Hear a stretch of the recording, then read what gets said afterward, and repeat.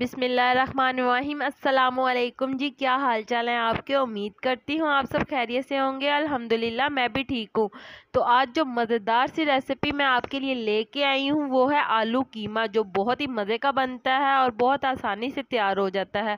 तो चलें जी, आज की मज़ेदार सी रेसिपी बनाना शुरू करते हैं। तो आलू कीमा बनाने के लिए हमने सबसे पहले एक अदद पतीली ले लेनी है और इसके अंदर कीमा शामिल कर देना है। कीमे को आपने अच्छी तरह से धो के साफ़ कर लेना है।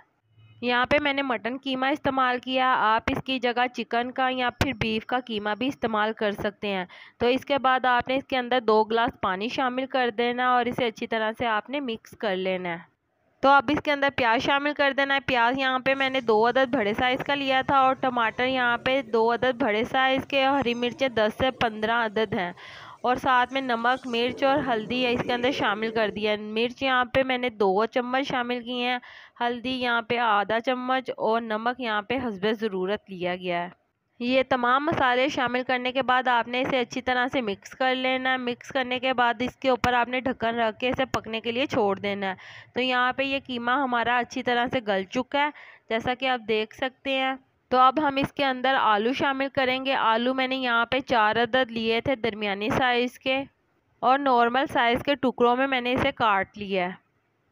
तो आपने इसे अच्छी तरह से मिक्स करना और इसके बाद इसके ऊपर ढक्कन रख के इसे गलने के लिए छोड़ देना 20 से 25 मिनट के लिए। जब आलू हमारे अच्छी तरह से गल जाएंगे तो इसके अंदर हम ऑयल शामिल करेंगे और पानी भी इसका खुश्क हो चुका है।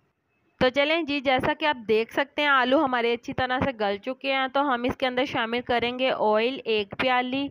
ऑयल शामिल करने के बाद इसे अच्छी तरह से आपने भून लेना और इसका पानी अच्छी तरह से आपने खुश्क कर लेना है।